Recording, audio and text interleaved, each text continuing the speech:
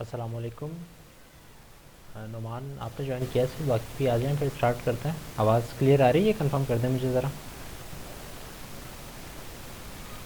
Alright class, we are back. So just to be clear, this is our class of this is a makeup class that we are having. Our regular class that will be held tomorrow inshallah on Tuesday, as per schedule from 4 to 6.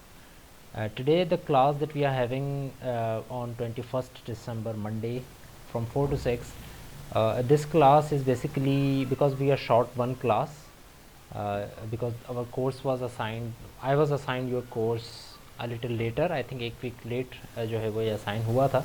So this is basically the class of because session started from 28th of September. Then our first class was supposed to be on 29th September.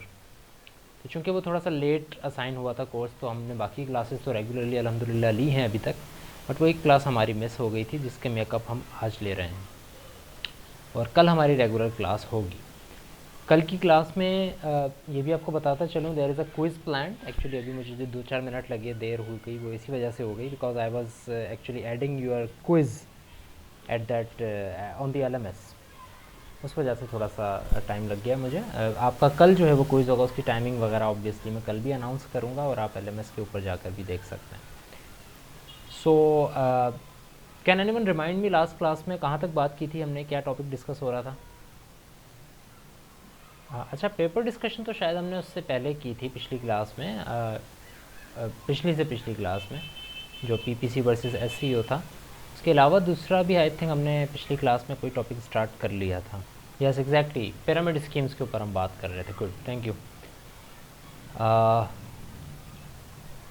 हाँ, आप भी सही कह रहे हो वैसे, last class में भी हमने PPC वर्सेस SEO के ऊपर थोड़ी सी डिस्कशन की थी, फिर उसके बाद हम दूसरे लेक्चर पर चले गए थे which was about scams. Particularly we discussed only pyramid schemes, और उसके ऊपर उससे रिलेटेड बहुत सारी चीज़ें हमने देखी थी.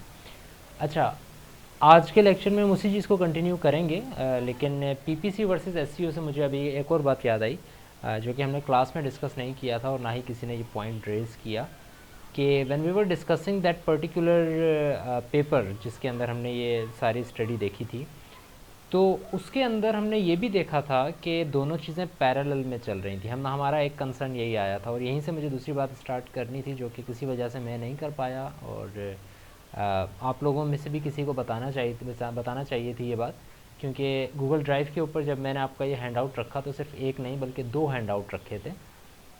दोनों के अंदर PPC वर्सेस SEO डिस्कस हो रहा था. दूसरा जो हैंड आउट है वो उस एक रिजर्वेशन जो कि मैंने आपको बताई थी उसको थोड़ा सा डील कर रहा है. आपको मैं दिखाता चलूँ, अगर आपके सामने, आई थिंक लेट्स सपोज मैं स्क्रीन रखता हूँ.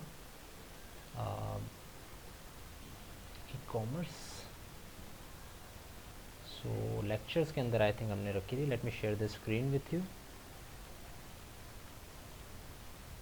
होपफुली स्क्रीन आप सबको विजिबल होगी. सो राइट, सो इसमें हमने 2 हैंड आउट देखे थे. एक हैंड आउट तो ये था जिसको आई थिंक हमने स्टडी किया था, and this is parallel search engine optimisation and paper click campaigns. There is also this hand out 2 as well. The second part of this handout, this is SEO versus PPC, a model to determine the most effective digital marketing budget division. And in this particular study, the main difference is that parallel के अंदर दोनों की दोनों streams को नहीं चलाया गया, as far as I remember, जितना मुझे याद पड़ता है. आई टोल्ड यू कि आपने इसको जाकर स्टडी करना है on your own terms as well. I don't know किसने स्टडी किया थोड़ा बहुत, अगर किसी ने देखा हो तो. दिस वॉज द मेन जो है रिसर्च प्रॉब्लम. या सी, इन्होंने 3 फेजेस के अंदर किया. Phase 1 was SEO and PPC simultaneously, which means parallel में, and then PPC only and then SEO. एक फेज़ इन्होंने ये किया कि एक वेबसाइट के ऊपर सिर्फ पहले PPC अप्लाई किया और उसके बाद फिर सिर्फ SEO अप्लाई किया, और इसके बाद आई थिंक एक और फेज़ भी इनकी स्टडी का था, that is PPC versus SEO. Lowest cost per acquisition पे इन्होंने सवाल उठाया कि PPC और इन दोनों में से कौन सा सबसे जो है वो कम सीपीए हमें जो है वो दे रहा है। सो इन तीनों के ऊपर इन्होंने स्टडी की और इन तीनों की जो है अलग अलग स्टडी इन्होंने शो की है कि अगर आप दोनों को अलग चलाएंगे तो क्या इश्यूज़ आएंगे या क्या स्टडी पे फ़र्क पड़ता है, और अगर आप दोनों को साइमल्टेनियसली चलाएंगे तो स्टडी पे क्या फ़र्क पड़ता है। ये दोनों अलग अलग चीज़ें हैं जो कि एक रिजर्वेशन मैंने आप लोगों को बताई थी जब हम ये स्टडी कर रहे थे। तो इट्स अप टू यू, आप इसको जाकर स्टडी करें और इससे रिलेटेड भी बहुत सारी चीज़ें आपको समझ में आएंगी which will obviously be included in our course and in our discussions. So now let's come back to the same lecture that we had been discussing since last class, that is scams, particularly pyramid schemes की हमने बात की और हमने काफ़ी detail में इसको देखा कि what is a pyramid scheme, how can a pyramid scheme be sustained, क्या क्या इश्यूज़ हैं उसके, उसको पहचानने के क्या क्या तरीके हैं, and a multiple type of things जिसको हमने डिस्कस किया। यहाँ तक आई थिंक हमने बात छोड़ी थी, बिकॉज इससे नेक्स्ट स्लाइड जो है it is depicting another type of scheme और scam known as Ponzi scams. Now Ponzi scams, again it is a scam obviously, and it is also a business opportunity. Just like a pyramid scheme, it was an earning opportunity, it was a business opportunity, but we know especially after our last lecture that it was a scam. You were not making money by selling a product, you were making money only by recruiting others only by recruiting others, and they were only making money because they were recruiting others, and we know okay that was very unsustainable और उससे आपको कोई फ़ायदा नहीं पहुंच रहा था for the longer version of business. यानी कि बिज़नेस यही होता है कि एक लॉन्गर वर्जन तक, लॉन्गर टाइम तक आपको जो है उसका फ़ायदा पहुंचा सके, जो कि पिरामिड स्कीम नहीं पहुंचा पा रही थी। एंड वी सॉ दैट कि because the pyramid is almost impossible to sustain. Now coming on to the Ponzi scams. What is a Ponzi scam? First of all, it is named after Charles Ponzi, as you can see in the first line here in this slide, that Ponzi scheme is named for Charles Ponzi. He was an Italian immigrant who made millions in the United States in 1920s. The basic business model of this Ponzi scheme is that rob a person to pay the other person.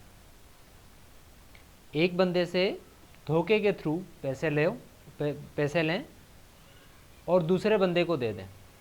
जिस दूसरे बंदे को आप दे रहे हैं उस बंदे को आप ये कहें कि ये बिज़नेस से कमाए हैं आपने और आपका बिज़नेस काफ़ी अच्छा चल रहा है जिसकी वजह से ये आपका मुनाफा है, लेकिन जिस बंदे से आपने पैसे लिए उसको आप ये कह रहे हैं कि आपकी ये इन्वेस्टमेंट है। इसको ऐसे समझें कि there are 3 people A, B and C. मैं अपनी एग्जांपल लेता हूँ। Let's suppose there are 3 people A, B and C. मैं पर्सन ए को ये कहता हूँ कि आपने इन्वेस्ट करना है मेरे बिजनेस में, ठीक है। मैं उससे बहुत सारे पैसे लेता हूँ कि ठीक है हमारा कोई, मैंने उसको एक डमी बिजनेस मॉडल वगैरह बताया, उससे मैंने एक इन्वेस्टमेंट अपॉर्चुनिटी के तौर पर कुछ पैसे लिए कि ये आपकी इन्वेस्टमेंट है, आपको इसका मुनाफा मिलेगा इतने %, 2% या 5%, वॉटएवर। मैंने उससे ये पैसे ले लिए। अब पर्सन बी के पास में जाता हूँ और पर्सन बी से भी यही कहता हूँ कि एक बिज़नेस स्टार्ट हो रहा है और उसके लिए आपकी इन्वेस्टमेंट चाहिए। उसको भी मैंने कोई डमी जो है वो एक बिज़नेस मॉडल टाइप चीज़ें पेश कर दी, क्या बिज़नेस होगा, कैसे होगा, उससे भी मैंने कुछ इन्वेस्टमेंट ली। एक बात पे गौर करें कि अगर मैंने ए से लेट सपोज 100 रुपये लिए थे इन्वेस्टमेंट के लिए, बी से मैं 150 रुपये लेता हूँ, ठीक है। बी से मैं 150 रुपये लेता हूँ, 150 रुपीज़, और मैं उसमें से 125 रुपीज़ या से 110 रुपीज़ जो है वो ए को वापस कर देता हूँ और कहता हूँ कि आपने जो 100 रुपये दिए थे ना, उससे मुझे मुनाफा हुआ है, हमारा बिजनेस चल रहा है, तो उससे जो मुनाफा हुआ है उसमें जो आपका हिस्सा है दैट इज़ 10 रुपये आपका हिस्सा है, तो 100 रुपये के ऊपर आपको 10 रुपये मिल गए। वेरी गुड फॉर ए, ठीक है। बट अब इशू ये है कि बी के साथ क्या किया जाए। बी ने 150 रुपये इन्वेस्ट किए हैं, जिनमें से 40 रुपीज़ आप कमा चुके हैं ऑलरेडी, ठीक है। सो आपने 100 उसको दिए, 110 उसको दिए, 40 आपके हुए। अब बी भी ये कहेगा कि उसने चूंकि 150 रुपये दिए थे तो उसको भी 160 170 रुपये चाहिए। इसके लिए अब मैं सी को जो है वो हायर करूँगा और सी को मैं कहूँगा कि आप मुझे इन्वेस्ट करके दें, आपको इतना मुनाफा मिलेगा। ये चेन चलती रहेगी। लेकिन इशू यहाँ पर देखें क्या है, बल्कि इसको एक तरह से ऐसे कह लें कि इस पूरी स्कीम की खूबसूरती ये है कि सी को मैं ये दिखा सकता हूँ कि किसी ने पैसे कमाए। सी को मैं ये कहूँगा कि आप मेरी बात पे यकीन नहीं कर रहे, आप ए की बात पे यकीन करें, इससे मैंने 100 रुपये लिए थे, 110 रुपये दिए हैं इसको मैंने कमा के, बिजनेस चल रहा है हमारा। सी और ए चूँकि पीयर्स हैं, ए को भी मैंने उसी तरह अप्रोच किया था जिस तरह सी को अप्रोच किया था, तो चूँकि वो दोनों पीयर्स हैं तो उन दोनों को आपस में अपनी बात भरोसे वाली लगेगी और कहेंगे अच्छा ए आपने भी ऐसे ही किया था कि 100 रुपये दिए थे और 110 रुपये मिले, तो ठीक है मैं 200 रुपये देता हूँ, मुझे 220 रुपये दीजिएगा। ठीक है, अब सी जिस तरह ए ने कमाया उस तरह बी ने कमाया उस तरह सी ने कमाया, इसी तरह मैं डी को भी हायर करूँगा, ई को भी हायर करूँगा। जितने ज़्यादा लोग मेरी चेन में होंगे उतना ही ज़्यादा मैं अपने बिजनेस को लेजिटिमेट शो कर सकता हूँ। ए को मधु करने में थोड़ा सा टाइम लगा होगा क्योंकि ए को वापस देने के लिए मेरे पास 10 रुपये नहीं थे, उसके लिए बी का होना लाजमी था। लेकिन अब बी के होने के लिए सी का होना तो लाजमी है, लेकिन बी ए को भी देख रहा है कि ठीक है यार इसने भी कमाया, उसका भरोसा थोड़ा बढ़ गया। इसी तरह फॉर एग्जांपल जी एच के ऊपर हम आते हैं और एच को मैं ये कहता हूँ कि आप इन्वेस्ट करें, तो वो सिर्फ मेरी बात पे यकीन करे ना करे, उसको 10 लोग और नज़र आ रहे होंगे शुरू में, A B C D E F, जो सब यही कह रहे होंगे कि ठीक है मैंने भी इतना इन्वेस्ट किया था मुझे इतना मिला, मैंने भी इतना इन्वेस्ट किया था मुझे इतना मिला, मैंने भी इतना इन्वेस्ट किया था मुझे इतना मिला, और यही चेन में चलाता रहूँगा। This is called Ponzi scheme, कि आप एक बंदे से पैसे लेके दूसरे को दें, बीच में अपना मुनाफा रख लें, दोनों को आपने बेवकूफ़ बना दिया। एक समझ रहा है बिजनेस हुआ, दूसरा समझ रहा है बिजनेस होगा, जबकि ना ही बिजनेस है ना ही बिजनेस होना है, लेकिन सिर्फ पैसा बीच वाला बंदा कमा रहा है। ये एक पिरामिड स्कीम नहीं है ऑब्वियसली, क्योंकि इसमें आप एक बंदे को ये रिस्पॉन्सिबिलिटी नहीं देते कि आप दूसरे लोगों को लेकर आएँ, बल्कि सिर्फ एक बंदा ही एक सर्टन लेवल के ऊपर ही चेन चला रहा होता है, एक शख्स है और उसके नीचे 10 बंदे या 15 बंदे या 50 बंदे आ जाते हैं। ऐसा नहीं है कि उन 10 बंदों का भी इसकी भी ये जिम्मेदारी है कि उन्होंने अगर ज़्यादा पैसे कमाने हैं तो ज़्यादा लोग आएँ। It's not necessary, it's just about the amount of money, कितना आप इन्वेस्ट करना चाह रहे हैं। अगर मैं आपको ये कहता हूँ कि उस बंदे ने 100 रुपये में से 10 रुपये कमा लिए हैं, तो आप ये कहेंगे कि यार 10 रुपये कमाना अच्छा नहीं है। से फॉर एग्जांपल आप ये कहते हैं 10 रुपये बहुत कम रकम है, उसने अगर 100 पे 10 कमाए, आप मुझसे 10,000 ले लें ताकि मुझे 1000 रुपये का मुनाफा हो, ठीक है, तो वो 10,000 मुझे देने को तैयार है। क्यों? क्योंकि उसने उसके 10 रुपये देखें और उसको पता है कि because it is a legitimate business, it can earn money, वो आपको उससे ज़्यादा भी देने के लिए तैयार है। और जितनी ज़्यादा इसकी चेन्स बढ़ेंगी उतनी ज़्यादा अमाउंट बढ़ रही होगी। फॉलो कर रहे हैं इन सब बातों को। Ponzi schemes generally involve one promoter, a promoter who makes false claims about how the money is being made. Ponzi schemes differ from pyramid schemes in that they involve a single promoter या company, chain नहीं होती, tree नहीं होता, unlike the pyramid's hierarchical structure. pyramid का hierarchical structure होता है, Ponzi का hierarchical structure नहीं होता. It is just one single promoter who is mocking each and every person under him that how the money is being made. Are you following or not? इससे related कोई comment, कोई question, कोई insight है तो मुझसे अभी share करें, फिर मैं आगे बढ़ता हूँ। राइट, सो फॉलो कर रहे हैं होपफुली। यही सारी चीज़ ये जो एक स्कीम है पॉन्जी के नाम पर है, बट ये स्कीम्स चल रही हैं, दुनिया में चलती हैं ये स्कीम्स, ज़्यादा बड़े लेवल पर नहीं तो कम लेवल पर। लेकिन इसमें और दूसरे पिरामिड स्कीम में फ़र्क सिर्फ इतना सा है कि आप इसमें हायरार्किकल स्ट्रक्चर नहीं होता, इसमें एक प्रोमोटर होता है जिसका होता है सारा का सारा मुनाफा। वो 10,000 वाले को अगर 1,000 कमा कर दे रहा है तो उसने दूसरे से 20,000 भी लिए हैं, और जितनी ज़्यादा इन्वेस्टमेंट उसके पास आ रही होगी उतना ही ज़्यादा मुनाफा वो दूसरे को भी दे सकता है और उससे काफ़ी गुना ज़्यादा मुनाफा खुद कमा सकता है। मदन लाल कह रहे हैं कि इस स्कीम में इन्वेस्टर्स ही फंड हैं। फंड है मतलब मैं समझा नहीं। एक्चुअली होता ये है इस स्कीम के अंदर कि पॉन्जी कहते हैं उस बंदे को, पॉन्जी कहते हैं क्योंकि उसके पॉन्जी के नाम पर है जिसने इसमें काफ़ी पैसे कमाए। जो पॉन्जी होता है, जो कि प्रोमोटर होता है सबसे बड़ा, उसके जो स्किल्स हैं वो यहाँ पर काम आते हैं। बेवकूफ़ बनाने वाले स्किल्स जो होते हैं वो यहाँ पर काम आते हैं। और वो पर्सन ए के पास जाता है और कहता है कि आप इस बिज़नेस में इन्वेस्ट करें, और फर्स्ट इन्वेस्टर जो होता है it is very hard to get, उसके बाद तो इन्वेस्टर्स जो हैं वो एक दूसरे को देख कर आ जाते हैं, उसने इतना कमाया, उसने इतना कमाया, तो आप भी कमा सकते हैं। इन्वेस्टमेंट अपॉर्चुनिटी दी जाती है सबसे बड़े बंदे को, यानी कि प्रोमोटर जो है वो सबसे पहले इन्वेस्टर को इन्वेस्टमेंट अपॉर्चुनिटी देगा और उस पर थोड़ा टाइम लगाकर दूसरे उसको मुनाफा देगा। लेकिन उसको मुनाफा ऑब्वियसली तब तक नहीं मिल सकता जब तक कि वो किसी दूसरे को मदऊ ना कर सके। इस स्कीम में एक सबसे बड़ा, इसको अगर पहचानना है कि कोई चीज़ एक पॉन्जी स्कीम है या नहीं, अगर आपको ये आर्किटेक्चर नज़र आ रहा है और आपको ये देखना है कि क्या ये पॉन्जी स्कीम है क्या, या फिर वाकई हो सकता है कि बिज़नेस चल रहा हो जिससे मुनाफा मुझे मिले, तो सबसे बड़ी चीज़ ये है कि आपको वो इन्वेस्टर्स तो मिल जाएंगे जो कि आपको कहेंगे कि बहुत अच्छा मुनाफा मिलता है इससे। आप उन इन्वेस्टर्स को ढूंढें जो जिनको नुकसान हुआ उससे, क्योंकि एक लेजिटिमेट बिजनेस में हमेशा फ़ायदा भी होता है और नुकसान भी होता है। अगर आपको तमाम इन्वेस्टर्स ये कह रहे हैं कि ठीक है मैंने 100 दिए थे 10 मिले मुझे, वो एक कहता है 200 दिए थे 20 रुपये मिले, एक कहता है 1000 दिए थे 10 रुपये से 100 रुपये मिले उसको, अगर सबको मुनाफा ही हो रहा है इसका मतलब है कि it is most likely a Ponzi scheme. हाँ, अगर कोई ये कहता है कि मुझे एक दफ़ा 100 रुपये मिले थे, दूसरी दफ़ा थोड़ा सा नुकसान हो गया था, मुझे 50 रुपये कम मिले और फिर ऐसा हुआ, अगर दोनों चीज़ें साथ साथ चल रही हैं तो फिर ठीक है, it sounds like a legitimate business कि आपको फ़ायदा भी हो सकता है नुकसान भी हो सकता है, because it is not a gamble. But if you are saying कि पैसे ही मिलेंगे और आपको बहुत अच्छा मुनाफा मिलेगा, तो इसका मतलब यही है कि आप अगर इतनी गारंटी दे रहे हैं तो इसका मतलब है कि you are not actually doing business. Business में गारंटी नहीं होती है, एक सर्टेन पॉइंट तक गारंटी होती है, लेकिन ब्रेक इवन ही आ जाना बिजनेस का बहुत अच्छा रहता है। लेकिन अगर आप एक बिजनेस चला रहे हैं और आप कह रहे हैं कि इसमें फ़ायदा ही फ़ायदा है सिर्फ, तो it is most likely a Ponzi scheme. सिर्फ और सिर्फ फ़ायदा किसी भी बिजनेस में नहीं होता। If you disagree with me, you can disagree with me, we can have a productive discussion here. But in my opinion, if the business is being, if the money is being made by a legitimate business, it can tell you कि ठीक है इसमें नुकसान भी हो सकता है, सर्दियों में नुकसान होगा ज़्यादा, गर्मियों में हमारा सीज़न आता है, इस तरह की चीज़ें जो होती हैं वो आप कह सकते हैं। अगर हैं ठीक है, sounds like a legitimate business.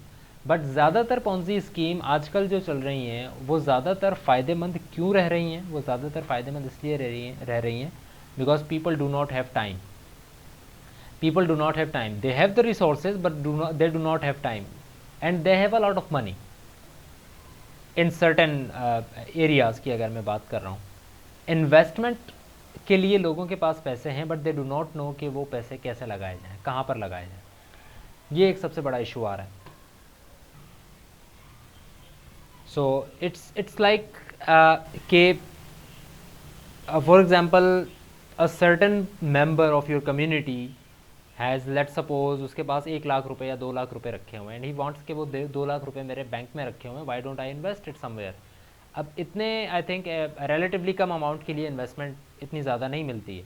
So what that person thinks, he thinks, उसके पास अगर कोई शख्स आए और कहे कि आपके पास वो पैसे बैंक में भी रखे हैं, आप मुझे दे दें तो आपको इतना मुनाफा मिल जाएगा, so it is a very good opportunity for that person, कि बजाय इसके कि उसके पैसे जो बैंक में रखे हुए हैं वो इस शख्स को दे दे जो कि गारंटी कर रहा है कि आपको जो है वो मुनाफा ही मिलेगा। सो अगर ऐसी चीज़ है तो इसका मतलब यही है कि it is a Ponzi scheme. आपको हो सकता है मुनाफा मिल जाए बट इट्स नॉट नेसेसरी कि वो मुनाफा लॉन्ग लास्टिंग हो, और it's going to hurt many people along the way. ठीक है, और एक ऐसा वक्त भी आएगा कि आप ही ये कह रहे होंगे, आपसे उसने 2 लाख रुपए लेके आपको उसने अगर फॉर एग्जांपल 20,000 रुपये या 50,000 रुपये ऊपर दे दिए 2 लाख के ऊपर, तो मे बी दूसरे लोगों की बात तो दूर की बात है, लेकिन may be in the near future आप कहें कि आपने 2 लाख पे इतने दिए थे, मैं आपको 20 लाख दे देता हूँ। And there will be a point कि जब आप एक लिमिट पर आ जाएंगे और आप कहेंगे कि मैं इतने दे रहा हूँ और इस पर इतना ज़्यादा मुनाफा होगा, तो जब आप वो अमाउंट देंगे तो यू विल सी कि वो अमाउंट, मुनाफा क्या, आपका वो अमाउंट भी चला गया और उसके बाद वो बंदा कहीं नज़र नहीं आ रहा। ठीक है, राइट, एग्जैक्टली, विनोद कह रहे हैं कि इस तरह की भी कोई उनको स्कीम नज़र आई है कि वेबसाइट के ऊपर डालते जा रहे हैं पैसे और उनको मुनाफा ही मुनाफा हो रहा है, लेकिन एक ऐसा सर्टेन पॉइंट आया कि जब वो स्कीम ही बंद हो गई और उनकी जो लास्ट सबसे बड़ी इन्वेस्टमेंट थी वो डूब गई। तो 20-20 रुपये करके आपको दे दिए गए, आपको 100 रुपये दे दिए, लेकिन उस 20-20 के चक्कर में आपने जब 1 लाख रुपए इन्वेस्ट किए तो वो पूरे के पूरे 1 लाख जो हैं वो आपके डूब गए। अच्छा, मैं फिर रिकनेक्ट हो गया हूँ, क्या इशू होगा भाई? इंटरनेट तो आई थिंक सही है, बिकॉज रिकनेक्ट होने के बाद ये दोबारा कनेक्ट हो जाता है, कोई इशू नहीं, मुझे नहीं दिखा रहा। Is there something I am doing wrong? Do you have any idea ऐसा क्यों होता है, ताकि मैं वो काम थोड़ा सा देख लूँ अगर अगर कोई चीज़ ऐसी है जिसकी वजह से मैं बार बार रिकनेक्ट हो रहा हूँ। Any idea? It doesn't take any long, बस रिकनेक्ट हो जाता है। मे बी नेटवर्क का इशू हो कोई। ओके, अच्छा ठीक है, हाँ यही लगता है इंटरनेट का इशू ही होगा। आई डोंट थिंक कि ऐसी कोई एप्लीकेशन में यूज़ कर रहा हूँ जिसकी वजह से बार बार रिकनेक्ट हो। सो this is the basic architecture of Ponzi scheme. How does it work? Victims make an investment with the promise of a high interest return on their money.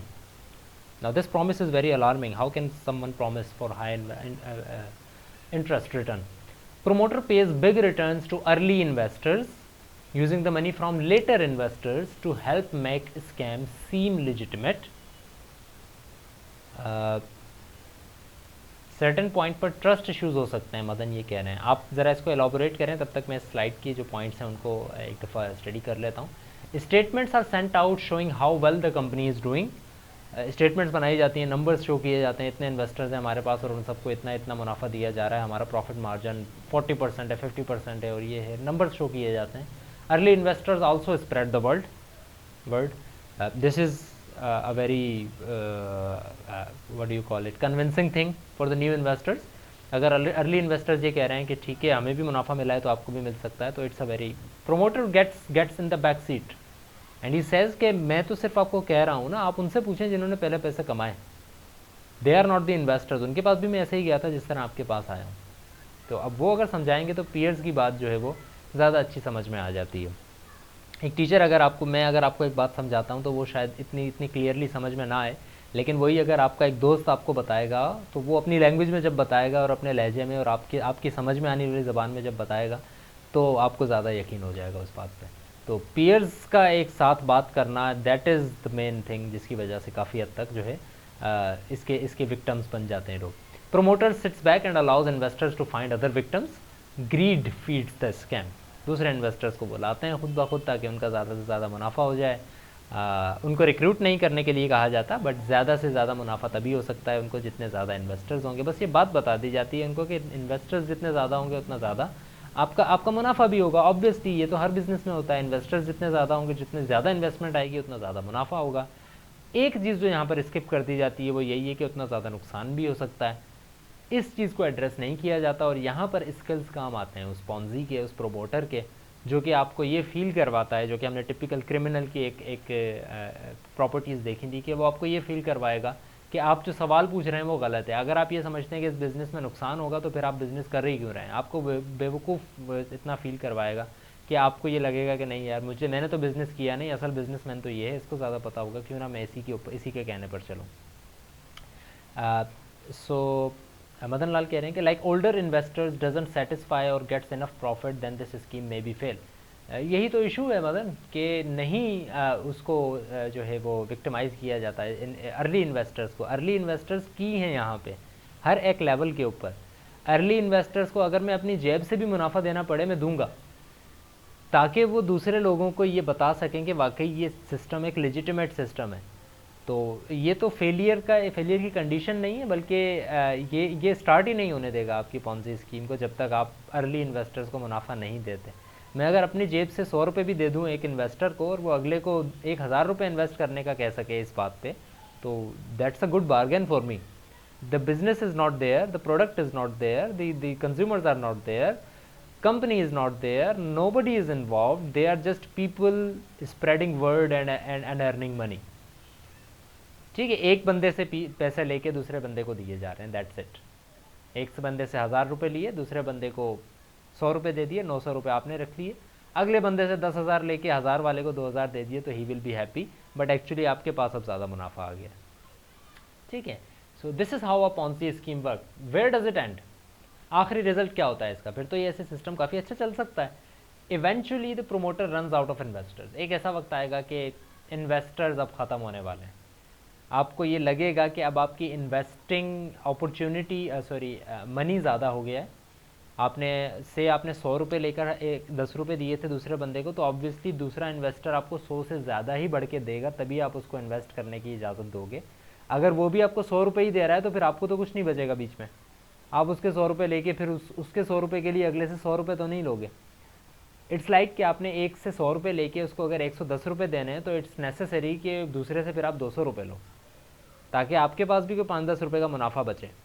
और 200 रुपये वाले को अगर मुनाफा देना है, ऑब्वियसली 200 रुपये वाला 10 रुपये पे नहीं मानेगा, ही विल ऑल्सो से कि मुझे 10 से ऊपर 15 रुपये दिए जाएँ। 100 रुपये 10 रुपये तो 100 वाले ने कमाए थे, तो 200 रुपये वाले को अगर मुनाफा देना है आपको, तो इसका मतलब है कि नेक्स्ट इन्वेस्टर जो होगा उसको 200 से ज़्यादा इन्वेस्ट करने पे मदद करना पड़ेगा।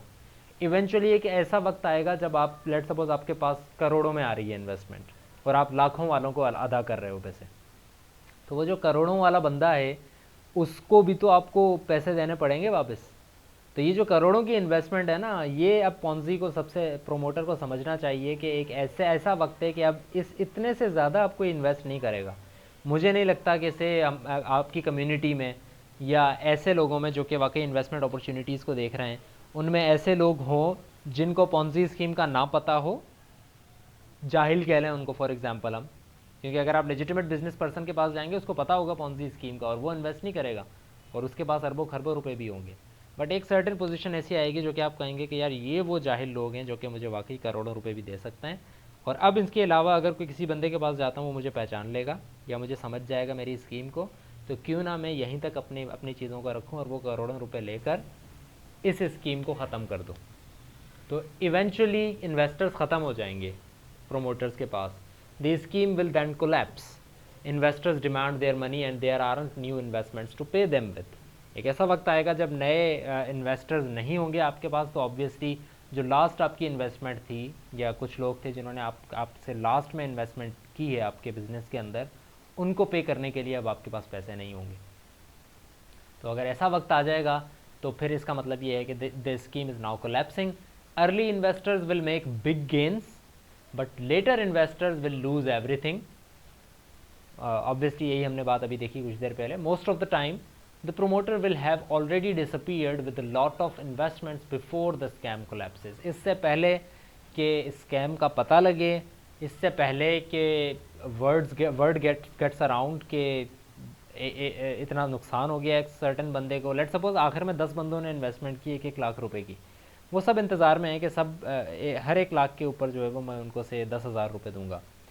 सो उन सब की इन्वेस्टमेंट लेकर मुझे पहले से ही भाग जाना चाहिए, इससे पहले कि ये हो कि वो जो 10 इन्वेस्टर्स हैं वो आपस में बात करना शुरू हो जाएं और कहें कि यार मुझे भी पैसे नहीं मिले, वो कहे मुझे भी पैसे नहीं मिले, वो कहे मुझे भी पैसे नहीं मिले। उससे पहले ही बेहतर है कि इससे पहले कि आपका स्कैम को वेरीफाई किया जा सके, आप गायब हो जाएं। और गायब होने का मतलब यही है कि आप अपने कॉन्टैक्ट्स को रिमूव कर दें। आप अपने कॉन्टैक्ट्स का मतलब ये है कि जिन लोगों के थ्रू आपने उन लोगों से रब्ता किया था, आप उनको रिमूव कर दें। इट्स वेरी बेटर, अगर आपने बहुत बड़ा ही स्कैम खेला है तो आप शहर छोड़ के भाग जाएं, मुल्क छोड़ के भाग जाएं, ठीक है। अगर आप, क्योंकि इस स्कीम के अंदर प्रोमोटर जितनी तरह की भी डॉक्यूमेंटेशन यूज़ करता है, those documentation are not legitimate, वो बिल्कुल भी लेजिटिमेट नहीं होती हैं। एक एग्जांपल आपको मैं देता चलूँ कि पॉन्जी स्कीम में जो डॉक्यूमेंट्स शो कर रहा होगा आपको पॉन्जी पर प्रोमोटर, जो मेन बंदा है, जो आपको डॉक्यूमेंटेशन शो करेगा, मेरे पास अगर लेट सपोज आपके पास अगर थोड़ी बहुत भी इन्फॉर्मेशन है बिजनेसेस से रिलेटेड, और अगर कोई बंदा आके कहता है कि आपने जो है एक बिज़नेस कर रहा हूँ और उससे इतने पैसे कमाए जा सकते हैं,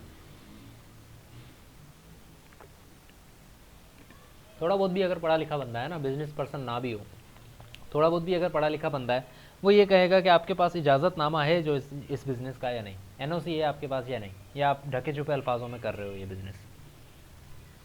ढके छुपे में कर रहे हो तो इसका मतलब है कि फिर आप क्या, कौन है जो कि बीच में कह रहा है कि ठीक है आपका एक लेजिटिमेट बिजनेस है, कौन है? So that should be ultimately the government. So I will ask, क्या आपके पास एनओसी है इस बिज़नेस की? क्या आपके पास नो ऑब्जेक्शन सर्टिफिकेट है इस बिज़नेस का? क्या आपके पास गवर्नमेंट से इजाज़त है, परमिशन है इस बिज़नेस की?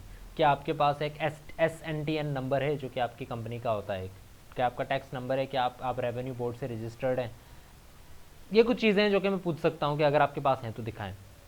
अब यहाँ पर इशू ये होता है कि अव्वल बात तो उसके पास होंगे नहीं, because this is not a business, ठीक है। और वो मुझसे नहीं कहेगा, आगे मुझसे बात भी नहीं करेगा, बिकॉज ही नोज़ कि अब मुझे जो है वो लेजिटिमेट चीज़ों का पता है। लेकिन पॉन्जी स्कीम्स गवर्नमेंट की रूल्स एंड रेगुलेशंस को देखते हुए इतना ज़्यादा इवॉल्व कर गई हैं कि वो मुझे ये डॉक्यूमेंट्स भी दिखा सकता है, and those documents are not forged, ये डॉक्यूमेंट्स भी सही होंगे, वो मुझे गवर्नमेंट की एनओसी भी दिखाएगा कि देखें एफबीआर से मेरे पास इजाज़त है ये बिज़नेस करने की, ठीक है। वो गवर्नमेंट के सारे जो रूल्स एंड रेगुलेशंस हैं, अपने टर्म्स एंड कंडीशंस, वो भी दिखाएगा कि ये देखें ये सारी चीज़ें। लेकिन इशू ये है इस बात को देखिएगा कि there are certain rules and regulations जिसकी बेस पर गवर्नमेंट आपके बिज़नेस को बंद कर सकती है, ठीक है। फॉर एग्ज़ाम्पल अगर आपके बिज़नेस ने से 100 रुपये नहीं कमा के दिए गवर्नमेंट को, टैक्स नहीं दिया, तो आपका बिज़नेस बंद कर दिया जाएगा। एक कंडीशन है ये। तो अगर आपके पास ये कंडीशन है कि अगर आप 6 महीने के अंदर 1 रुपया भी टैक्स का नहीं देते हैं तो आपके बिज़नेस को बंद कर दिया जाएगा, यानी कि आपकी एनओसी को कैंसिल कर दिया जाएगा। गवर्नमेंट का जो इजाज़त थी आपके पास बिज़नेस करने की, अगर वो ख़त्म कर दी जाएगी, तो ये पॉन्जी क्या करता है, ये प्रोमोटर ये करता है कि वो 6 महीने लेगा और उस 6 महीने के अंदर जो है सबको बेवकूफ़ बनाएगा।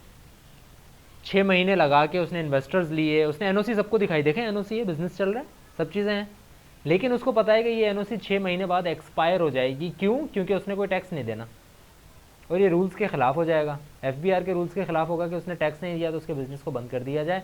6 महीने बाद बिज़नेस वैसे ही बंद होना है। 6 महीनों के अंदर अंदर वो इतनी सारी इन्वेस्टमेंट जमा करेगा और उसके बाद जब 6 महीने गुजर जाएंगे और फिर ये लोग जाएंगे और इन्वेस्टर्स के जाएंगे कि भाई ये कंपनी है और इसने इतना पैसा लिया है और हमसे और ये किया है, government will not recognise that. They will say कि अच्छा उस वक्त तो था इनका बिज़नेस, अब नहीं है, इन्होंने हमें भी टैक्स नहीं दिया था, इस वजह से हमने इसकी रजिस्ट्रेशन कैंसिल कर दी।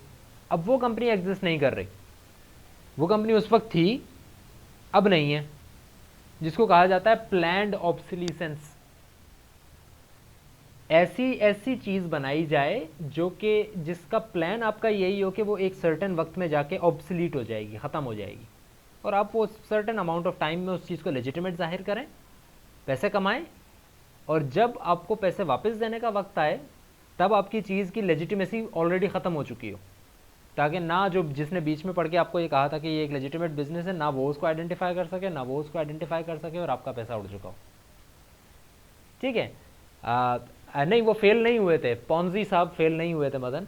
पॉन्जी साहब ने मिलियंस बनाए थे यूनाइटेड स्टेट्स में और वो फिर दोबारा भाग गए थे इटली में, ठीक है। और उसके बाद क्या हुआ उनका, इतनी मैंने स्टडी नहीं की, आप जाकर उनके बारे में पढ़िएगा कि उन्होंने उनके साथ और क्या क्या हुआ। बट ये चीज़ तब से जो है वो एक क्या कहते हैं यूनाइटेड स्टेट्स के रूल्स एंड रेगुलेशंस में आई है कि अगर आपने कोई बिज़नेस करना है तो उसका प्रोमोटर जो है it should be a legitimate business और वाकई कोई प्रोडक्ट होना चाहिए जिसको बेचा जा रहा हो। सिर्फ बातों बातों पे अगर कोई काम कर रहे हैं, एक बंदे से लेके दूसरे बंदे को अगर मैं दे रहा हूँ पैसे, तो obviously it is not a business. Where is the product, क्या चीज़ आप बेच रहे हैं, कहाँ है, उसकी एग्जिस्टेंस शो करवाएं, ठीक है। So this is how a Ponzi scheme works. Moving on, gifting scams, एक दो और स्कैम्स हैं, उसके बारे में थोड़ी सी बात करते हैं। गिफ्टिंग स्कैम्स, नाम से जाहिर है, you pay a gift to another person, this is just a gift, ठीक है। अब just a gift is a very broad term, this is just a gift, I am not returning, I am not telling you to give it to me back, ठीक है।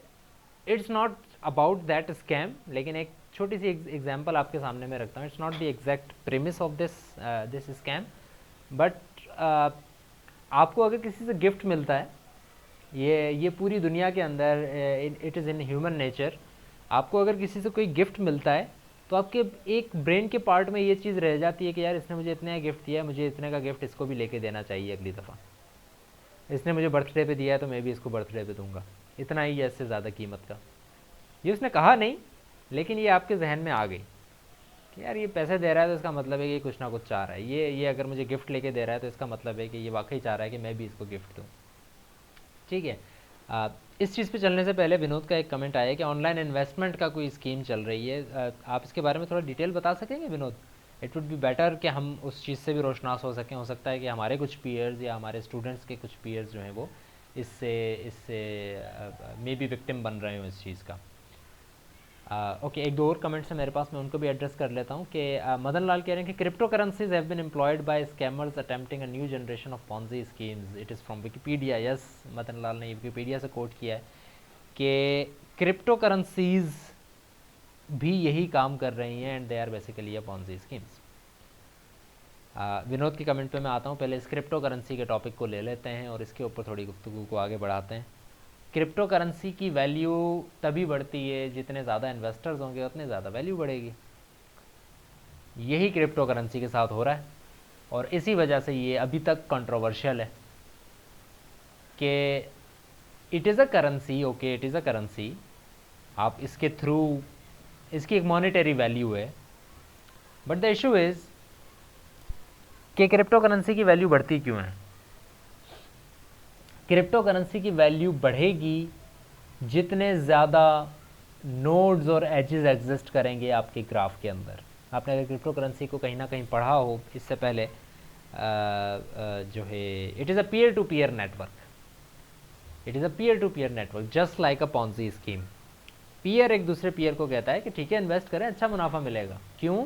क्योंकि उसको पता है कि अगर दूसरा बंदा इन्वेस्ट करेगा तो पहले का भी मुनाफा ज़्यादा होगा। मैं अगर एक पॉन्जी स्कीम का हिस्सा हूँ, प्रोमोटर नहीं हूँ, हिस्सा हूँ, तो मुझे पता है कि जब 2 बंदे थे इस पूरी स्कीम में तो मुझे 20 रुपये मिलते थे 100 रुपये के ऊपर। अब 10 बंदे हो गए तो 100 रुपये के ऊपर मुझे 90 रुपये मिलते हैं, ये मुझे पता है। तो अब मैं ज़्यादा से ज़्यादा लोगों को रिक्रूट करने की कोशिश करूँगा कि ताकि वो इन्वेस्ट करें ताकि हमारा मुनाफा भी बढ़े। सो ये पीयर टू पीयर नेटवर्क होता है और यही चीज़ जो है आपके क्रिप्टो करेंसी के अंदर भी हो रही होती है। क्रिप्टो करेंसी को समझाने के लिए मैं एक एग्जांपल लेता हूँ जिससे आई थिंक ज़्यादातर लोग मानूस होते हैं, specially students with computer science background. वो ये कि आप लोग यूज़ करते हैं, आई थिंक टॉरेंट को यूज़ करते हैं आप। देयर इज़ अ वेबसाइट और a mechanism known as torrent. I think ज़्यादातर यूज़ करते होंगे टू डाउनलोड मूवीज़ और टीवी सीरीज़ या इस तरह की चीज़ें अगर आपने डाउनलोड करनी होती हैं। इलीगल है वो obviously, not according to the constitution of Pakistan but according to the constitution of internet it is illegal, but it is a very useful thing और लोग उसको यूज़ कर रहे होते हैं to download a huge amount of data. Now how does that work, how does that work, ये सुनिएगा वैस, फिर आप खुद डिसाइड कर लीजिएगा कि वाई इज़ इट इलीगल और why is it not. How does this work? It is basically a peer to peer sharing network. के से मेरे कंप्यूटर में एक चीज़ रखी हुई है, एक फ़ाइल है जो मेरे कंप्यूटर में रखी हुई है। मेरा दोस्त एक मेरे पास आता है और मुझे कहता है कि यार वो मुझे सर्टेन मूवी चाहिए, ठीक है यार वो नई मूवी आई है ना वो वाली मुझे दे दो। वो यूएसबी लेके आता है मेरे पास और मैं उसको यूएसबी लैपटॉप में लगाता हूँ, वो मूवी कॉपी करता हूँ और मैं उसको जो है वापस दे देता हूँ कि यार ये जो है कॉपी हो गई है इसके अंदर, ठीक है स्पाइडरमैन आई हुई है ये आप देख लें जाके, ठीक है। इसी तरह एक और शख्स भी आता है मेरे पास और मुझे कहता है कि यार आपने डाउनलोड की भी है ना वो ज़रा, या आपने ख़रीदी भी है, वॉट आपने ख़रीदी भी आपके कंप्यूटर में पड़ी है ना, तो आप वो मुझे कॉपी करके दे दें, मैं उसको कॉपी करके दे देता हूँ। इसी तरह 10 और बंदे आते हैं, 15 और बंदे आते हैं, ठीक है। और उन सबको मैं ये कहता हूँ कि यार बजाय इसके कि मैं सबको यूएसबी लगा के और कॉपी करके देता रहूँ, मैं उसको एक सर्टेन पोजीशन पर रख देता हूँ और वो फोल्डर सबसे शेयर कर लेता हूँ नेटवर्क के ऊपर, ठीक है। तो मैं उसको एक सर्टेन लोकेशन पर रखता हूँ अपने फोल्डर के ऊपर और एक लोकल एरिया नेटवर्क के ऊपर। आई थिंक आप लोग पढ़ चुके होंगे ये कोर्स या पढ़ रहे होंगे, आई एम नॉट श्योर, जो नेटवर्किंग का कोर्स है। लोकल एरिया नेटवर्क के ऊपर मैं उस फोल्डर को शेयर कर देता हूँ और मैं कहता हूँ कि यार यहाँ मूवी रखी हुई है, जिसको चाहिए ले ले। इससे एक नुकसान ये होगा कि जितनी मेरी कंप्यूटर की रैम या कैपेसिटी है उतनी ही कैपेसिटी डिवाइड होगी सबके ऊपर, ठीक है। अगर मेरी कंप्यूटर की transfer speed for example 1 MB पर सेकंड है, तो अगर 10 बंदे आ जाएंगे लेने के लिए तो वो स्पीड तो 1 MB की है, वो किसी के पास 0.01 MB पर सेकंड आ रही होगी, किसी के पास 0.6 MB आ रही होगी, किसी के पास 0.7 MB आ रही होगी, सबके पास 1 MB नहीं आ रही होगी, ठीक है, क्योंकि मेरी टोटल स्पीड ही 1 MB है। किसी के पास 0.01 है, किसी के पास 0.02 है। लेकिन अगर मैं इन 10 के 10 लोगों को कहूँ कि यार एक एक करके कॉपी करो, तो वो एक बंदा आता है और वो कॉपी करता है, उसको पूरी 1 MB मिली, दूसरे को भी 1 MB मिली, तीसरे को भी 1 MB मिली, 1 बाय 1 सबने किया, तो ऐसा हो गया, ठीक है। एक ये तरीका है स्पीड को जो है वो करने का, अकोमोडेट करने का। दूसरा तरीका ये है कि बजाय इसके कि मैं सिर्फ अपनी मशीन को जो है वो शेयर करूं, मैं उन सब लोगों की मशीन शेयर करवाता हूं जिन सब के पास वो एक सर्टेन फाइल पड़ी हुई है। वो जो एक मूवी रखी हुई है ना, वो जो स्पाइडरमैन की मूवी एक रखी हुई है, वो मेरे कंप्यूटर में भी है, वो 10 और लोगों के कंप्यूटर में भी है। लेट्स सपोज मैं अब जो शेयर कर रहा हूँ वो सिर्फ अपना फोल्डर शेयर नहीं कर रहा हूँ, मैं उन 10 के 10 का एक कंबाइंड फोल्डर शेयर कर रहा हूँ। और अब 10 के 10 कंप्यूटर्स जो हैं उन सब की पावर इस्तेमाल होगी, विच मीन्स कि उन सब की ट्रांसफ़र स्पीड कंबाइन हो जाएगी। अगर इन सब की मिला के 10 MB पर सेकेंड अगर आप स्पीड पे आ जाते हो, तो अगर 10 कंप्यूटर से मैं एक्सेस कर रहा हूँ तो मैं 10 मिनट में डाउनलोड कर लूँगा। लेकिन अगर वही सिर्फ एक कंप्यूटर से कर रहा हूँ तो मुझे 1 घंटा लगेगा। अगर 10 के बजाय 100 कंप्यूटर्स हो जाएंगे तो स्पीड और बढ़ जाएगी। यहाँ से अब बात को फॉलो करने की कोशिश करना। अगर 10 के बजाय 100 कंप्यूटर, 100 के बजाय 1000 कंप्यूटर्स में वही चीज़ रखी हुई है और वहाँ से मैं कॉपी करता हूँ तो स्पीड अब और बढ़ जाएगी। यही peer to peer network cryptocurrency में काम करता है। अगर 2 बंदे शेयर कर रहे हैं सिर्फ आपस में बिटकॉइन, वैल्यू नहीं है इतनी ज़्यादा। 3 बंदे हो गए, वैल्यू ज़्यादा होगी। 4 बंदे हो गए, वैल्यू और ज़्यादा होगी। पूरी दुनिया के लोगों के पास क्रिप्टो करेंसी आ जाएगी, वैल्यू बहुत ही ज़्यादा बढ़ जाएगी। And if you look at it from a very abstract angle, you will see that this whole peer-to-peer network is exactly shaped like a Ponzi scheme. जितने ज़्यादा इन्वेस्टर्स होंगे उतनी ही ज़्यादा वैल्यू बढ़ेगी आपकी करेंसी की। जितने ज़्यादा इन्वेस्टर्स होंगे उतना ही ज़्यादा आपको मुनाफा मिलेगा।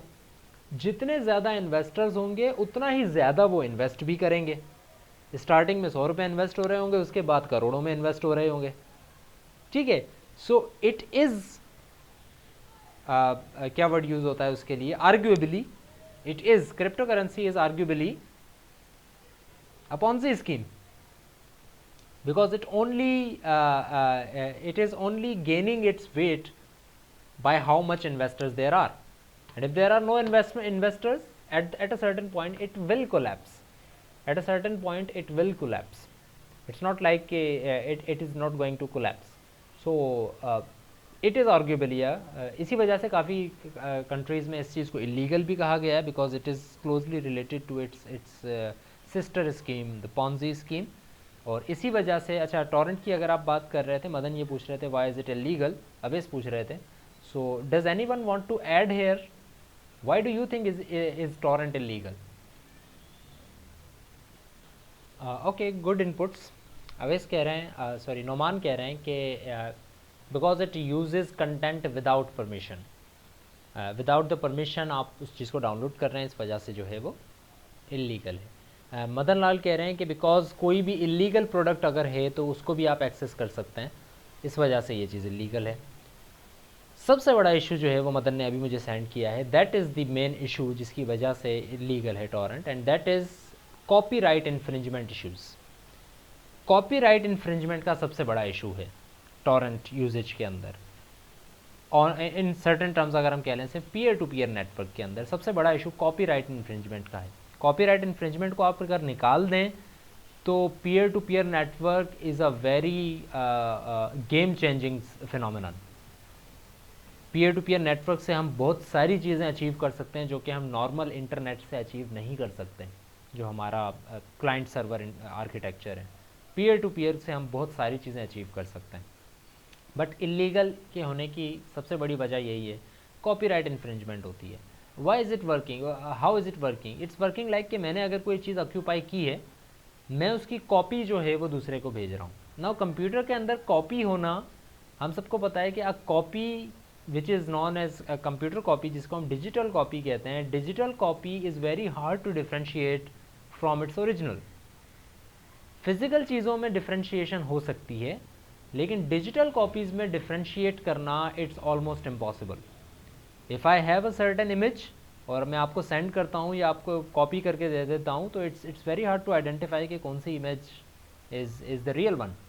ठीक है, सिर्फ एक चीज़ एग्जिस्ट कर रही है और वो उसका है टाइम स्टैम्प। अगर टाइम स्टैम्प आपके पास सही है तो इसका मतलब है कि यू कैन आइडेंटिफाई कि कौन सी इमेज पहले की है, कौन सी बात की है। बट वी नो कि टाइम स्टैम्प को भी फोर्ज किया जा सकता है। मैं अपने मोबाइल के टाइम को चेंज कर देता हूँ और फिर तस्वीर लेता हूँ तो इट विल शो मी कि मैंने तस्वीर 2018 में ली है। Even today I have in certain times जब मैं अपने फ़ोन को चेंज करता हूँ या कभी इस तरह का इशू होता है कि मैंने कोई पुराना अकाउंट को एक्सेस किया है, I see the images in my mobile phone जिनकी डेट आ रही होती है 2002, एंड 2002 में तो स्मार्टफोन्स भी नहीं थे हमारे पास। So how was that picture of an iPhone is saved in my mobile phone of 2002? ठीक है. So it is very hard to identify a digital copy from the real one. इसकी वजह से इशू आ जाता है सबसे बड़ा कॉपीराइट इन्फ्रिंजमेंट का. और यही आता है कि आपने अगर कोई चीज़ ऑक्यूपाई की है, मैंने अगर एक चीज़ खरीदी है, मैंने एक इमेज खरीदी है और मैंने उसके पैसे दिए हैं, और मैं अपने दोस्त को, जिस तरह से मैंने अभी एग्जांपल ली ना कि एक दोस्त आता है उसको मैं देता हूँ, 10 को भी दे सकता हूँ, और पीयर टू पीयर नेटवर्क के थ्रू तो मैं पूरी दुनिया को दे सकता हूँ. तो अगर मैं उन सबको दे सकता हूँ तो इसका मतलब है कि उस चीज़ को ऑक्यूपाई करने के लिए मैंने एक ने पैसे दिए, लेकिन उसको इस्तेमाल सब कर रहे हैं. ठीक है. और सबके लिए वो इक्वल है, किसी के लिए ऐसा नहीं है कि अलग अलग हो. तो कॉपीराइट इन्फ्रिंजमेंट का सबसे बड़ा इशू आता है. और उसके अलावा जिस तरह नोमान ने ये कहा था, वो बात भी कॉपीराइट इन्फ्रिंजमेंट में ही आ जाती है कि विदाउट परमिशन आप एक दूसरे की चीज़ को इस्तेमाल कर रहे हैं. उससे इजाज़त लेनी है आपने उसकी, अगर चीज़ को इस्तेमाल करना है. लेकिन हम ये देखते हैं कि कोई भी चीज़ आपको टॉरेंट पे फ्रीली अवेलेबल है, जबकि ऑक्यूपाई वो सिर्फ एक ही बंदा करता है. एक बंदे ने ऑक्यूपाई की और उसने टॉरेंट के ऊपर शेयर कर दिया, and we are all accessing that information without having to pay for it. ठीक है. इसको इलीगल इस वजह से भी कहा जाता है because it is a clear violation of consumer affairs. Consumer affairs का क्यों है ये क्लियर वायलेशन? बिकॉज जब भी कोई चीज़ बनाई जाती है तो वो इसलिए बनाई जाती है ताकि वो कंज्यूमर्स को बेचकर उससे पैसे कमाए जा सकें. लेकिन अगर कंज्यूमर्स को बेचने के लिए मैं पैसा कमाना चाहता हूँ, मैंने 10 चीज़ें खरीदी हैं कि मैं 10 कंज्यूमर्स को बेचूंगा, लेकिन वो ख़रीदता सिर्फ एक ही है और बाकी 9 मेरे पास ज़ाया हो जाती हैं. मेरे पैसे तो 10 बनाने के लगे, लेकिन मुझे पैसे सिर्फ एक के मिले. ठीक है. कॉस्ट मुझे 10 बनाने की लगी, लेकिन मुझे प्राइस सिर्फ एक की मिल सकी, क्योंकि बाकी 10 ने उससे कॉपी कर लिया. तो ये कुछ इश्यूज़ हैं जिसकी वजह से it is illegal in certain parts of our world, but it is very hard to stop these kinds of things. United States में इलीगल है, पाकिस्तान में आई एम नॉट श्योर कि कोई इसके लिए लॉ एग्जिस्ट करते हैं या नहीं, but still it is an illegal phenomenon. China में ये इलीगल है, रशिया में ये इलीगल है, बट वी नो कि इलीगल तो है, लेकिन it's very easy to bypass your networks. You can use VPNs, and it is very hard to block all the VPNs in the world. So there are multiple options for the consumers. It is a very open market for the consumers, but a very rigid market for all the people that are investing in digital copies of things. So now coming back to our topic of gifting scams, let's move forward to that. So what is it? A gifting scam. A gifting scam is just like a pyramid scheme. It is mainly dependent on the same architecture that pyramid scheme is based on. It is also known as original dinner party, friend helping friends, some kind of club, a students club, and I don't know what not. कुछ examples आपको सामने नज़र आ रही हैं. या girls, circle of friends, women empowering women, chain letters.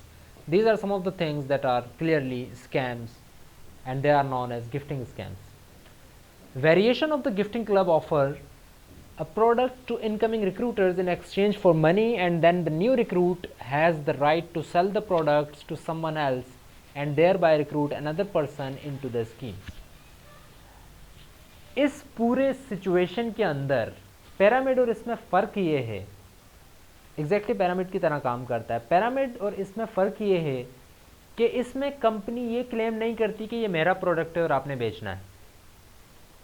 इसमें एक social club होता है, और वो जो सोशल क्लब होता है, फॉर एग्जांपल मैं एक सोशल क्लब बना लेता हूँ कि भाई टीचर्स ऑफ कराची का एक मैंने क्लब बना लिया, उसमें हर तरह के टीचर्स हैं. अब हम एक क्लोजली रिलेटेड जो हैं वो कम्युनिटी हैं.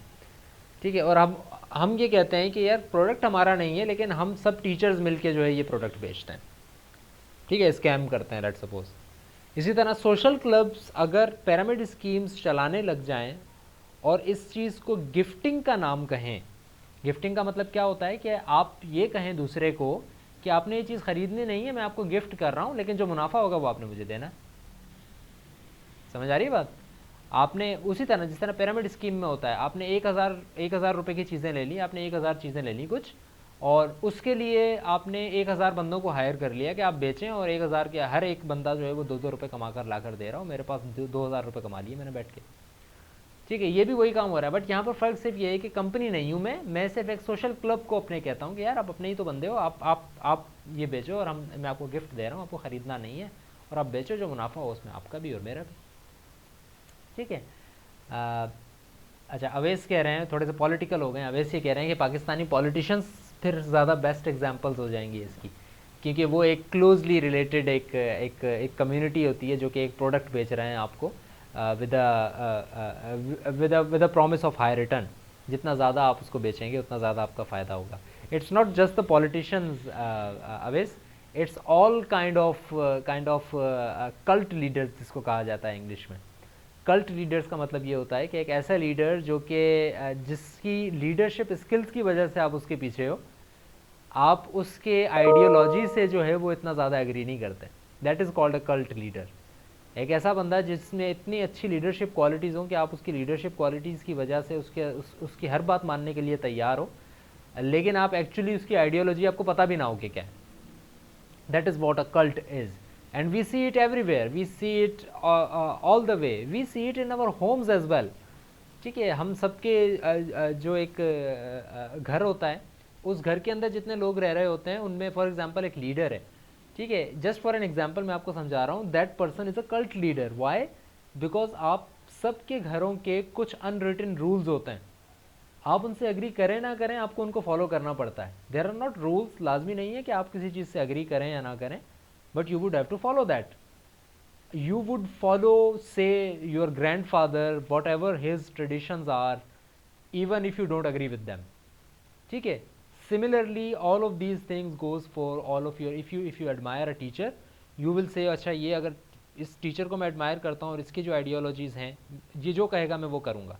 ठीक है, बट इट्स नॉट लाइक कि हो सकता है कि वो टीचर जो है वो पिरामिड स्कीम भी चलाता होगी, right? So it's not about what the product is, just like a pyramid scheme. It's about what is the club that you are in, who is going to tell you कि आपको क्या बेचना है और कितने का बेचना है और फिर उससे कितना मुनाफा आपने हासिल करना है। So how does it work? Victims are told that the cash they invest in a gift not taxable. Gift का एक सबसे बड़ा नुकसान और फ़ायदा भी यही है कि इट इज़ नॉट टैक्सेबल। मैं आपको अगर कोई गिफ्ट देता हूँ ना, that is not taxable. This is why many people opt for charity instead of tax. Gifts taxable नहीं होते। अगर मैं कोई आपको गिफ्ट देता हूँ that is not taxable, obviously आपको नहीं, बट एक ऐसे ऑर्गेनाइजेशन को जिसको पैसों की ज़रूरत है और मैं उसको गिफ्ट दे देता हूँ, दैट इज़ नॉट टैक्सेबल। हाँ, अगर मैं ये कहता हूँ कि आपने मेरा एक काम किया है, मैं उसके एवज़ आपको 1000 रुपये दे रहा हूँ, तो उसके एवज़ आपको अगर मैं 1000 रुपये दे रहा हूँ और आपने मेरा कोई काम किया है, तो उसमें से फिर 2 रुपये या 20 रुपये जो है वो गवर्नमेंट लेगी और वो कहेगी कि यार ये तो टैक्स है, 0.2% या 2% या 7% टैक्स है। लेकिन अगर मैं वही पैसे आपको गिफ्ट के तौर पे देता हूँ कि कोई काम आपने नहीं किया है, बस मैं आपको गिफ्ट के तौर पर दे रहा हूँ, वो टैक्स नहीं दिया जाएगा अब उसके ऊपर। It is kind of like a tax fraud. और टैक्स फ्रॉड करने के लिए लोग चैरिटी को ऑप्ट करते हैं, लोग चर्चेज़ को ऑप्ट करते हैं, लोग मदरसे को ऑप्ट करते हैं। लोग ये समझते हैं कि अगर वो किसी चीज़ को चैरिटी के तौर पर दे देंगे तो गवर्नमेंट उनसे नहीं पूछेगी कि आपने ये पैसे क्यों दिए। और आपने देखा यही होता है, जितने ज़्यादा मुनाफा बख्श कंपनी हो, जितना ज़्यादा मुनाफा बख्श शख्स हो, वो सबसे पहले अपना बिजनेस नहीं खड़ा करता बल्कि सबसे पहले अपनी चैरिटी खड़ी करता है। बिकॉज दे नो कि अगर मैं चैरिटी दिखाऊंगा, मैं अगर ये दिखाऊंगा कि मैंने 10 बंदों को खाना खिला दिया है, तो गवर्नमेंट मुझसे ये कहेगी कि अच्छा अगर आपने 10 बंदों को खाना खिला दिया है, 10 भूखों को खाना खिला दिया, तो बेशक अगर आपने एक का हक मारा भी है तो कोई इशू नहीं। ठीक है, सो यस एग्जैक्टली, नैब आ जाएगी गिफ्ट लेने के लिए, अब ये कह रहे हैं। सो गिफ्टिंग स्कैम का सबसे बड़ा नुकसान, सबसे बड़ा फ़ायदा ये है कि आपको उस पर टैक्स नहीं देना पड़ता, लेकिन आप उस पर जितना कमाओगे वो सारा का सारा आपका, या आपके जितने भी रिलेटेड हैं उन सबको आप दोगे। And this makes the scheme legal. Some clubs require members to sign a form stating that money is an unconditional gift, कि ये गिफ्ट है, आप पैसे नहीं दे रहे हैं उनको।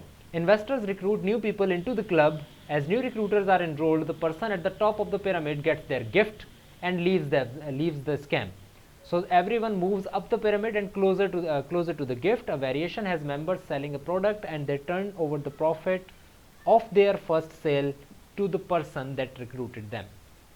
ठीक है। सो अगर आपने किसी शख्स को हायर करना है, आप उस शख्स को कहते हैं कि हमारा एक क्लब है, आप उसमें आ जाएं, आपको सिर्फ 1000 रुपये इन्वेस्ट करने पड़ेंगे।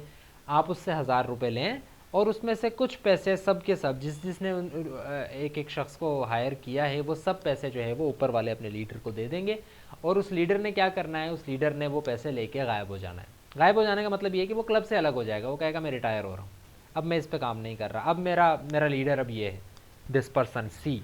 ये जो सी पर्सन है जो कि अब आपका लीडर है, अब सबका काम ये है कि अब जिनको हायर किया गया था, अब वो भी दूसरे लोगों को लेकर आएंगे और कहेंगे कि आप क्लब के मेंबर बन जाएं और आप जो है एक कुछ अमाउंट पे करें।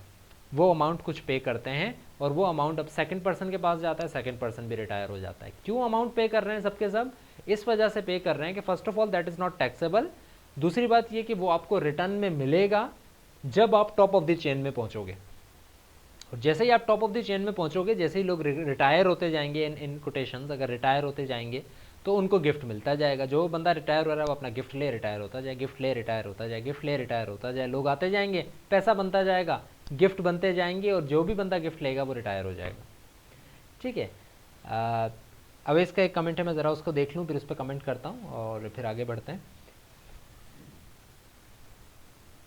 हाँ ऐसा है अवेश ये कह रहे हैं कि अगर किसी शख्स ने मुझे मेरे अकाउंट में कुछ पैसे भेज दिए और कहा कि ये गिफ्ट है, तो उसके ऊपर टैक्स तो नहीं लगेगा, लेकिन उस शख्स से और मुझसे भी पूछगछ नहीं होगी कि मुझे ये गिफ्ट क्यों मिला, बल्कि उस शख्स से ये पूछगछ हो सकती है कि आपने ये गिफ्ट क्यों दिया, या आपने जो अमाउंट ट्रांसफ़र किया था ये आपके पास कहाँ से आया। ठीक है, तो उससे ये जो है वो पूछगछ की जा सकती है। Yes you are right, but इसमें सबसे बड़ा नुकसान ये है कि सबसे बड़ा फ़ायदा ये है कि आपको टैक्स नहीं देना पड़ता और जिसके पास पैसे आ रहे होते हैं उसने रिटायर हो जाना है।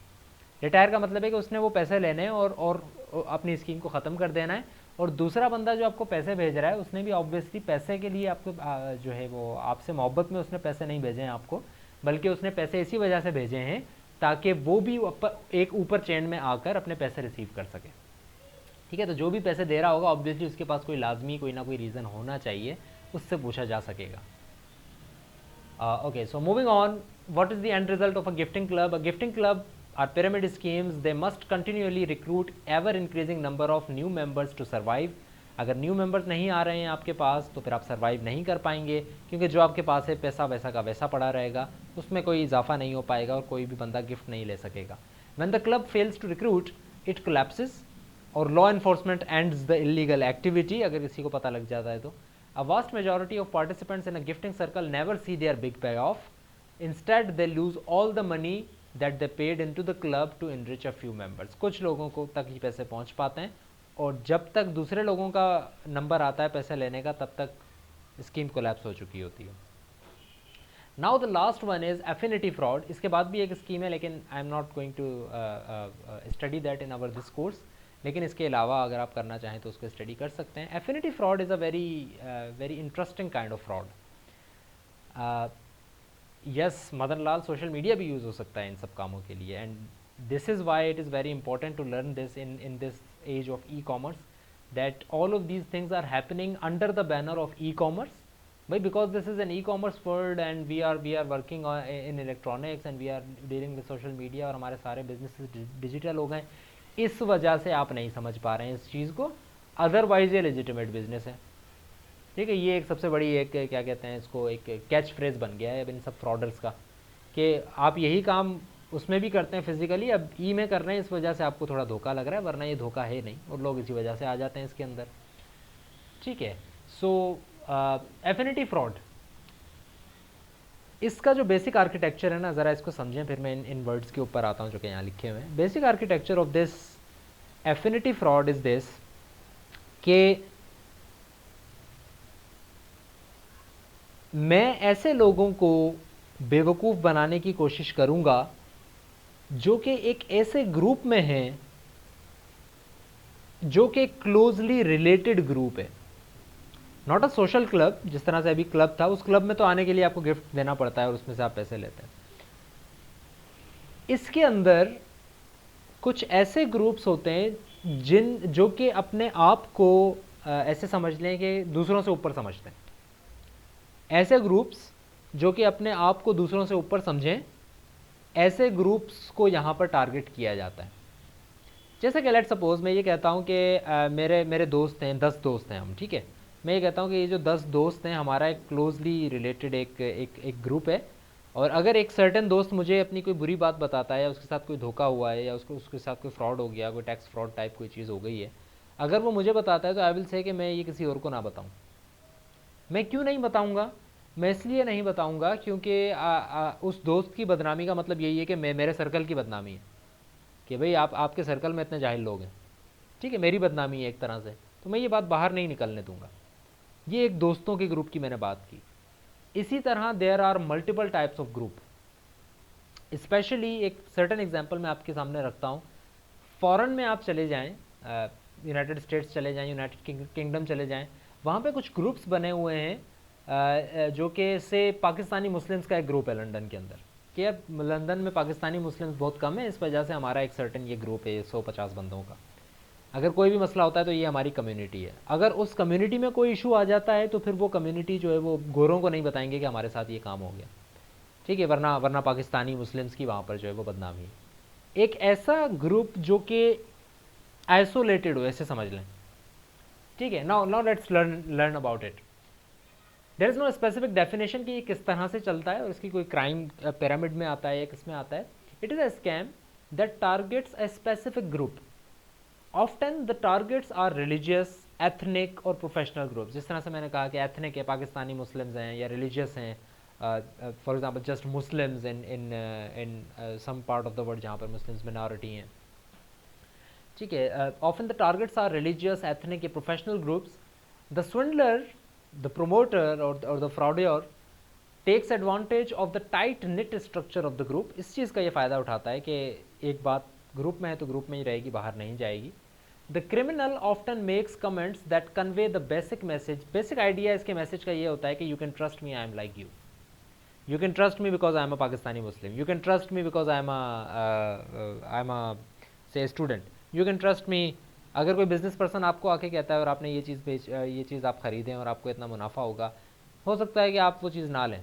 लेकिन अगर आपका एक पीयर आपको आके ये कहता है, आप स्टूडेंट ही आपका एक दोस्त आकर आपको ये कहता है कि trust me, I am like you, आपकी तरह ही हूँ ना मैं, और मुझे इस पर भरोसा है, तो आप भी भरोसा कर लें। तो इस सिचुएशन के अंदर उस भरोसे की सिचुएशन जो है वो थोड़ी सी ज़्यादा लेजिटिमेट हो जाती है। अच्छा ठीक है, इस बेस पे भी आते हैं Madan. How does it work? Affinity fraud often works with a pyramid scam. A gifting circle is specially prevalent. Affinity fraud भी पिरामिड स्कीम की तरह ही काम करता है, लेकिन पिरामिड स्कीम के किस स्ट्रक्चर की तरह काम करता है? गिफ्टिंग सर्कल की तरह काम करता है। The scam may be based on dire predictions of the futures and the need to prepare for an emergency or a disaster. Group leaders are the most often targeted. Criminals will ensure that the leader receives a big payoff from the scam because the leader will begin to spread the word in the entire ethnic group members to become involved in the scam. How does it work? Now listen to me. For example, we have this group, this certain type of ethnic group, let's suppose. ऐसे समझ लें कि मैं एक teacher हूँ, ठीक है, you all believe me, और I have 40 students, 50 students in my class. मुझे एक प्रोमोटर आके ये कहता है, जो कि फ्रॉडवर है, और वो ये आके कहता है कि यार टीचर्स और स्टूडेंट्स को काफ़ी ज़्यादा मुश्किलात हैं आजकल इस पेंडेमिक सिचुएशन में, तो क्यों ना हम एक ऐसा फ़ंड कायम कर लें जिस फ़ंड के अंदर आप पहले से कुछ पैसे जमा कर लें ताकि किसी को ज़रूरत हो तो हम उसको दे दें, ठीक है। तो मैं क्या करता हूँ, मैं कहता हूँ यार बात तो वाकई सही है। मैं अपने स्टूडेंट्स को कहता हूँ कि ये चीज़ जो है वो हर किसी से मैं 100-100 रुपये ले लेता हूँ, मैं सब स्टूडेंट्स से 100-100 रुपये ले लेता हूँ, इसके लिए कि यार कोई हो सकता है कोई इमरजेंसी आ जाए, कोई डिज़ास्टर आ जाए, या अगर नहीं भी आता है तो हम वो अपने ऊपर खर्च कर सकते हैं, कोई पार्टी कर सकते हैं, या कोई इस तरह की हम कोई एक्टिविटी रखवा सकते हैं, कोई किसी को बुलाकर हम एक लेक्चर ले सकते हैं, कुछ हम काम कर सकते हैं। तो हम 100-100 रुपये सबसे इकट्ठे करते हैं। मैं सबसे 100-100 रुपये इकट्ठे करता हूँ, मेरे पास 5,000-6,000 रुपये हो जाते हैं, और मैं ये उस फ्रॉडवर को दे देता हूँ कि ये आप रख लें, आप मैनेज कीजिएगा सारी चीज़ें, अगर कोई इशू आ जाता है तो हम आपकी तरफ देखेंगे। He says okay. अब होता क्या है, ये तो एक बात हो गई। इसी तरह आप वो अगर दूसरी क्लास के अंदर जाता है और यही काम कहता है एक टीचर को कि आप सब स्टूडेंट से इतने रुपए लें और ये काम करें, मे बी वो टीचर ये कहता है कि नहीं मैं तो ऐसा नहीं करूँगा। अब यहाँ पर वो फ्रॉडर अपना नेक्स्ट पत्ता खेलता है, और उसका नेक्स्ट पत्ता ये है कि वो टीचर को ये कहेगा कि any leader, I am just taking an example of a teacher, it can be any type of cult leader, so वो उसको ये कहेगा कि आप सबसे जमा करें, आपके पास 5,000 रुपये जमा होंगे ना, 1,000 आप रख लीजिएगा, 4,000 मेरे, यूज़ तो कभी होने नहीं है ये। उससे पहले जब तक इमरजेंसी डिज़ास्टर आता है तब तक थोड़ी ना किसी को याद रहता है कि आपने कितने पैसे दिए थे, और जितने भी दिए थे 100 रुपये में किसको लगता है कि 100 रुपये वो देगा तो जो है वो उसका डिज़ास्टर सही हो जाएगा। किसी का ऑपरेशन आ गया, उसको क्या 100 रुपये से पूरा हो जाएगा वो चीज़? उसके लिए तो फिर हमें पैसे जमा करने पड़ेंगे ही ना। तो तब कर लेंगे जमा जब करने की ज़रूरत पड़ेगी। हम उनको ये कह देंगे कि एडिशनल हमें ये इतने चाहिए, अभी आप जितने दे रहे हैं उसमें से 1,000 आप अपने रख लें, 4,000 आप मुझे दे दें। आइडिया मेरा था। एंड दिस थिंग हैपन्स क्यों? अगर आप ये कहेंगे ना सब पाकिस्तानियों से मुझे इतने पैसे लेने हैं, सब पाकिस्तानी शायद कहेंगे यार हम ये, कोई कहे पैसे देना सही है, कोई कहे नहीं है। लेकिन अगर आप एक ऐसे ग्रुप के साथ बात करते हैं जो ग्रुप एक क्लोजली रिलेटेड है और एक आइसोलेटेड ग्रुप है, तो वो ये कहेगा कि यार वाकई दे देने चाहिए, we are a minority group, we are a group that is special from someone else, all of the majority of the group, तो हमें we have to take care of each other. This is where affinity fraud comes in. And what is the end result of this affinity fraud? Just like any other scam, victims of affinity fraud rarely recoup their financial damages. कभी उनको पैसे नहीं मिल पाते. Emotional damage is often more excruciating as victims have been scammed by a person that they trusted. This is the most important type of damage that they receive, is that the emotional damage. अगर कोई मुझे, मैं एक foreign country में जाता हूँ और मुझे कोई आकर कहता है कि because I am a Pakistani then you should trust me, first of all I would not trust him, that's another type of debate, but let's suppose we are the only 2 Pakistanis here and we should look out for each other. अगर ऐसी situation होती है, I trust him and that person betrays me, that is going to be a very hard emotional damage. Many group lose membership and even become defunct after the case of affinity fraud in the group, and it has also a fine and 10 years to everyone involved in that affinity fraud. So Madan Lal was saying that it looks like a Ponzi scheme. It's not a Ponzi scheme because there is no investment and higher return profit. Investment नहीं हो रही है। ऐसा नहीं है कि मैं अपने स्टूडेंट्स को या कोई भी अपने फॉलोवर्स को ये कह रहा हूँ कि पैसे इतने दें आपको इतने बढ़ के मिलेंगे। नहीं, पैसे क्यों जमा कर रहे हैं? इस वजह से जमा कर रहे हैं ताकि अगर कोई डिज़ास्टर होता है, कोई इमरजेंसी होती है, किसी को ज़रूरत पड़ती है, किसी का एक्सीडेंट हो गया, किसी को ऑपरेशन के लिए चाहिए, किसी को ज़रूरत पड़ती है, तो हम उसमें से हेल्प कर देंगे। लेकिन जब एक्चुअली हेल्प का टाइम आता है ना, तब हेल्प के टाइम पर ये कहा जाता है कि आपने जो पैसे दिए थे वो इतने बन रहे हैं 5,000, लेकिन हमें 10,000 और चाहिए। तो वो जो 10,000 और चाहिए होते हैं उसके लिए वो और पैसे जमा करते हैं, लेकिन एक्चुअली पता ये लगता है कि ज़रूरत थी ही 10,000 की, वो 5,000 पहले वाले गए। ठीक है। मदन लाल का एक और कमेंट है, इस सेइंग के सोशल मीडिया पर जो फेक इमोशनल वीडियो बना के फंडिंग कर रहे हैं, that is also kind of an affinity group. So yes we can say that is an affinity group, that is an affinity fraud, because जो social media के ऊपर इमोशनल वीडियोस बनाकर या अपने किसी तरह के, आई थिंक प्रैंकस्टर कहा जाता है उनको, ऐसा ही है कुछ, कि they pull a prank and then they collect some money over that. Sometimes वो उसको वेरीफाई भी करते हैं, यानी कि वो पब्लिक भी कर देते हैं कि ठीक है हमने ये प्रैंक किया था, अदरवाइज वो उनके पास पैसे आ जाते हैं and they make money from that. And from every day they are dealing with some kind of an emotional thing to deal, और हर रोज़ उनके ऊपर कोई ना कोई मसला आ रहा होता है जिसके लिए वो फंडिंग इकट्ठी कर रहे होते हैं। So that is also kind of a affinity fraud, because that group is very highly dedicated to their say vloggers, they are highly dedicated to them, they are a fan of theirs, and they won't listen to any bad thing about their leader or whatever that person is. So because that is a very closely knit group, तो उसमें जितने पैसे जितने followers से लिए जाएंगे वो अपना मुंह नहीं खोलेंगे दूसरों के सामने कि इतने पैसे हमसे लिए गए और हमें बेवकूफ़ बनाकर हमसे ये काम करवाया गया।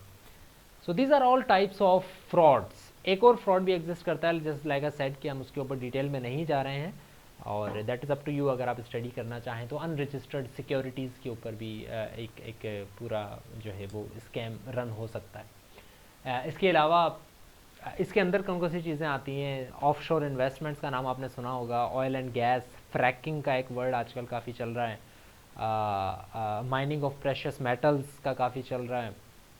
फ्रैकिंग एक्चुअली होता ये है कि आपकी प्रॉपर्टी है कोई, और उस पर आकर आपको कोई शख्स ये कहता है या कोई कंपनी ये कहती है कि हमें यहाँ पर खुदाई करने दें क्योंकि हमें लगता है कि यहाँ पर सोना निकलेगा या ऑयल निकलेगा, तो अगर निकला तो उसमें से इतना मुनाफा आपका हो जाएगा। आप उनको खुदाई करने देते हैं, वो वहाँ पर स्टे करते हैं, एक एक साल लगा देते हैं, उनके वो पता नहीं कर क्या रहे होते हैं, कहते यही हैं कि हम फ्रैकिंग कर रहे हैं, हम खुदाई कर रहे हैं और इसमें से मुख्तलिफ मिनरल्स निकालेंगे और आप अमीर हो जाएंगे, जबकि वो कोई और ही एक्टिविटी वहाँ पर परफॉर्म कर रहे होते हैं और उनको फ्री रियल इस्टेट मिली हुई होती है।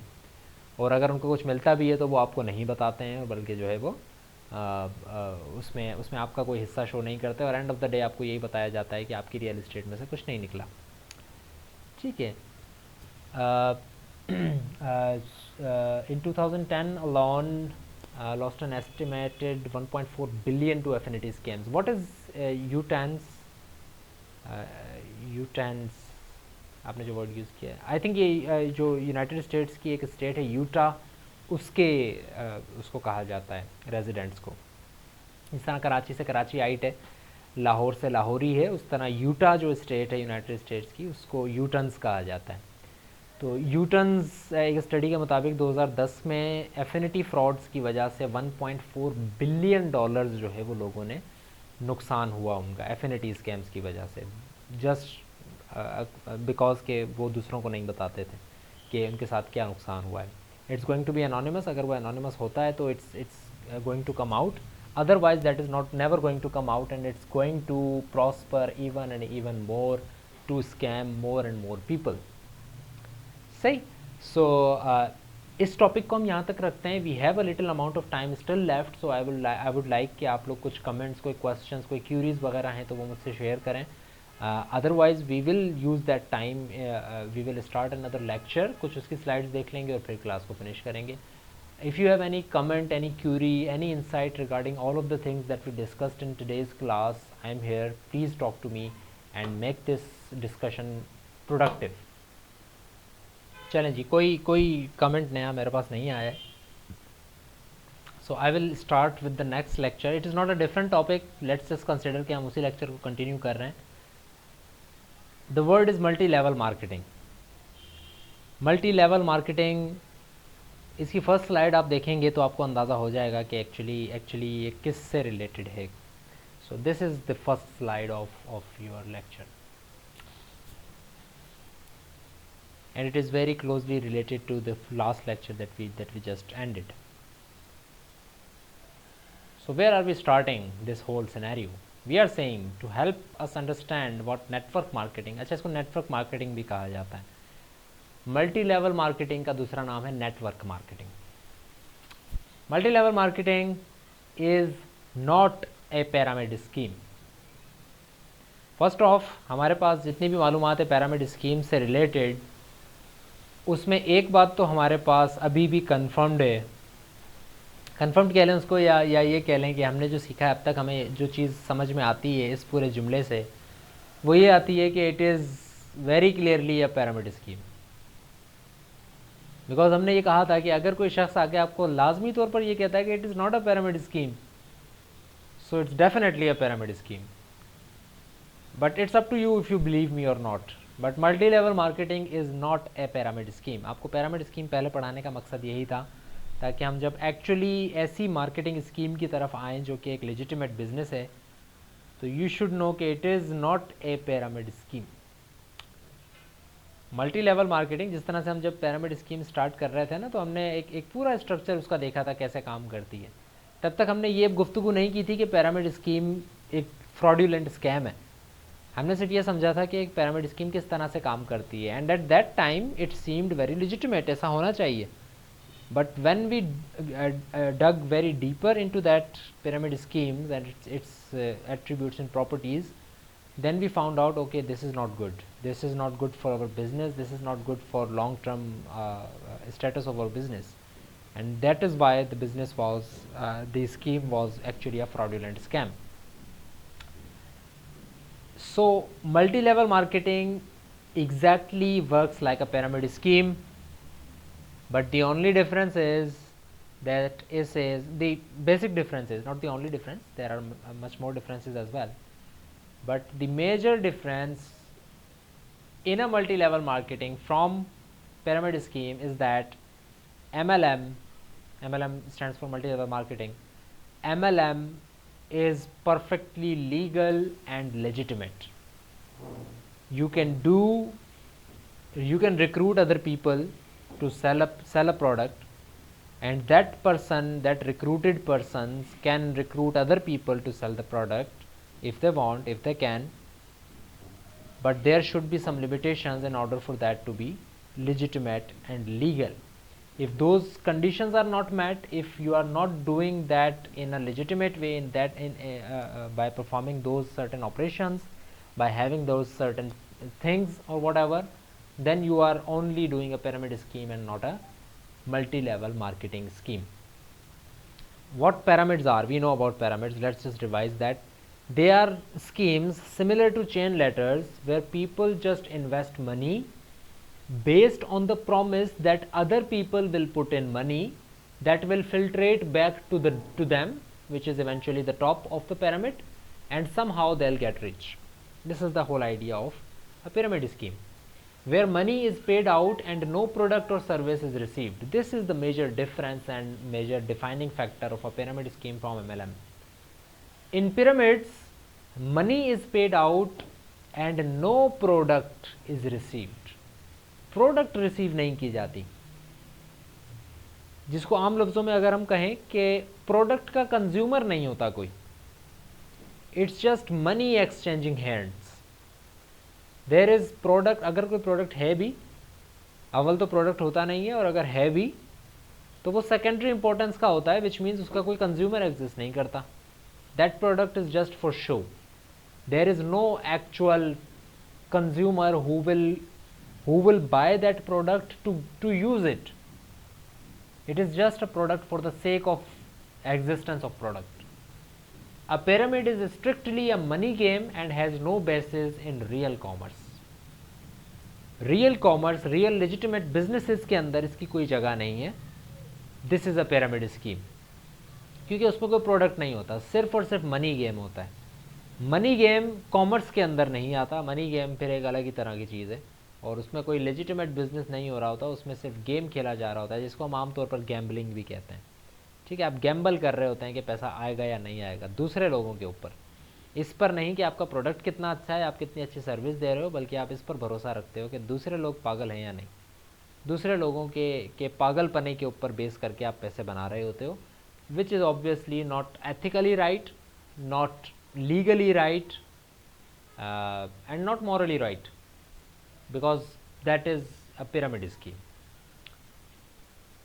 Just like I said, there is no product involved at all, just money exchanging hands. Modern pyramids may have a product, but it's clearly there just to disguise the money game. Modern pyramids के अंदर product हो भी सकता है, but it's just to disguise कि actually product क्यों है. In most countries, pyramids are illegal and based on taking advantage of people. In a pyramid scheme, for a person to actually make money, someone else has to lose money. This is the one of the topmost sayings to define a pyramid. If you are making money just because another person is losing money, then it is a pyramid scheme. Yeah, just a scam, not just necessarily be a pyramid scheme, it's a scam. If you are making money because the other person is losing money, then this is not a business.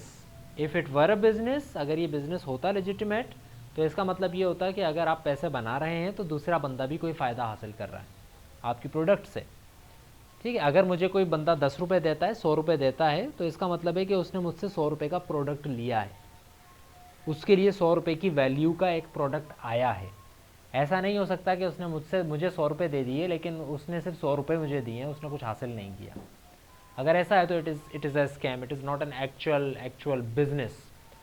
But अगर हम network marketing की बात करते हैं तो each person can multiply his और her efforts, skills and talents by helping others be successful. Let's just stay right here. Network marketing की क्योंकि यहाँ पे डेफिनेशन स्टार्ट हो रही है and everything is going to be different from now on then pyramid schemes. So we will start this from next lecture जो कि हमारा कल होगा, वहाँ पर हम इस बात को जो है वो कंटिन्यू करेंगे. I'm ending the class now. If you have any question, any query, you can ask me. I'm still here. Participants का screenshot kindly मुझे email कर दें. And there is also an announcement जो कि मैंने शुरू में भी थोड़ी सी की है, वो ये कि there will be quiz tomorrow. कल आपका एक क्विज़ होगा जो कि फोटो 6 है ना हमारी क्लास. कल आपका एक क्विज़ होगा और उस क्विज़ के अंदर बहुत सारी चीज़ें जो हैं वो इंक्लूडेड हैं. आपका जो लास्ट लेक्चर है जो कि पिरामिड स्कीम से रिलेटेड है, ये वाला चैप्टर भी इंक्लूडेड है उसके अंदर. और इससे पहले हमने कौन सा लेक्चर पढ़ा था, SEO वर्सेस PPC का जो स्टडी है, उससे काफ़ी क्वेश्चंस भी ऐड हैं उसके अंदर जो कि हमने पेपर स्टडी किया. उससे रिलेटेड भी काफ़ी क्वेश्चंस हैं. ऑब्वियसली मैं नंबर्स के बारे में नहीं पूछूंगा कि किसमें कितने क्लिक्स थे या क्या थे. अगर आपने स्टडी किया है और आपने क्लास के अंदर सब कुछ समझा है अच्छे तरीके से, तो you should be fine in that quiz as well. So there will be the quiz 3 जो कि है वो हमारा कल होगा ट्यूसडे की क्लास के अंदर. और I think that's about it from today's class. If you want to add something, I think अगर ऐड करना होता तो अब तक आप कर चुके होते. So that's about it. See you tomorrow at around 4. Thank you.